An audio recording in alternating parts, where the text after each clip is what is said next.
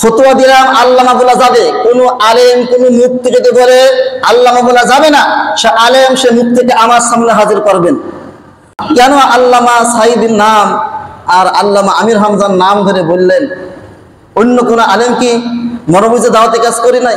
হ্যাঁ, অবশ্যই করছে। তাদেরকে আমরা অস্বীকার করেছি।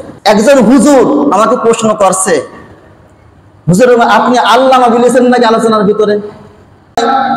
আপনার মনে করেন যে 10 জনে কিনা আলেম আছে, আমি কি 10 জনের নাম ধরে বলবো?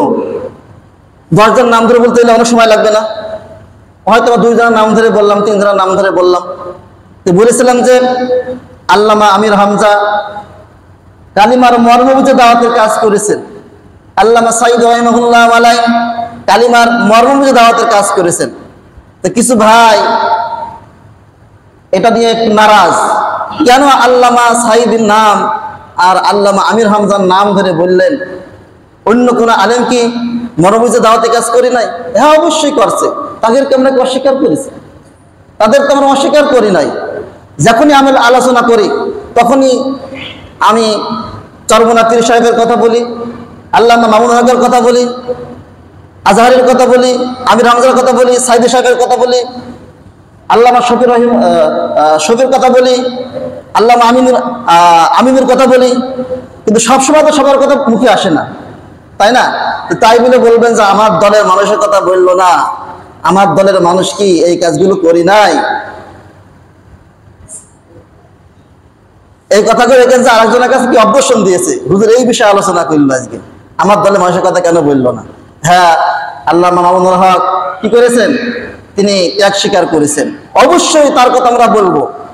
তার কথা যে আমার তাকে তো অস্বীকার করেছে তা তো নয়, কথা বলতে গিয়ে তার কথাটা এড়ে গিয়েছে। আমার ভিডিও সব রেকর্ড হয়, দেখো অনেক আলোচনা আল্লামা মামুনুল হক কথা আছে কিনা, বলি কিনা? চরমনা পীর সাহেবের কথা বলি কিনা? বলি। আর একটি বিষয়, আল্লামা, এই যে এখন একটু আগে বললাম আল্লামা, একজন হুজুর আমাকে প্রশ্ন করছে, হুজুর আপনি আল্লামা বলেছেন নাকি আলোচনার ভিতরে? আল্লামা কি বলা যাবে? তাই বললাম আল্লামা বলা যাবে না কেন? আপনি বলেন, আল্লামা বলা যাবে না কেন, এটা আপনি বলেন। কোনো কথা নাই। আল্লামা অর্থ হচ্ছে জ্ঞানী, আল্লামা অর্থ কি? জ্ঞানী।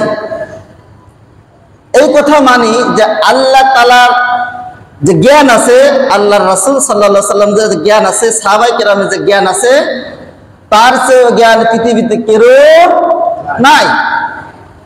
সামান্য কলিল, সামান্যতম জ্ঞান দিয়েছে মানুষকে, সামান্যতম। আল্লামা বলা যাবে, ফতোয়া দিলাম আল্লামা বলা যাবে, কোন আলেম কোন মুফতি যদি বলে আল্লামা বলা যাবে না, সে আলেম সে মুফতিকে আমার সামনে হাজির করবেন। আল্লামা সাঈদী, আল্লামা আমির হামজা, আল্লামা মিজানুর রহমান আজহারী, আল্লামা মামুনুল হক, আল্লামা শফি, আল্লামা আমিনী, প্রত্যেকের নামে শুধু আল্লামা লাগানো যাবে। যে বলবে লাগানো যাবে না, তাকে আমার সামনে হাজির করেন। কেন যাবে না? তারা জ্ঞানী, সেজন্য তাদের নামের পূর্বে কি আল্লামা লাগানো যাবে।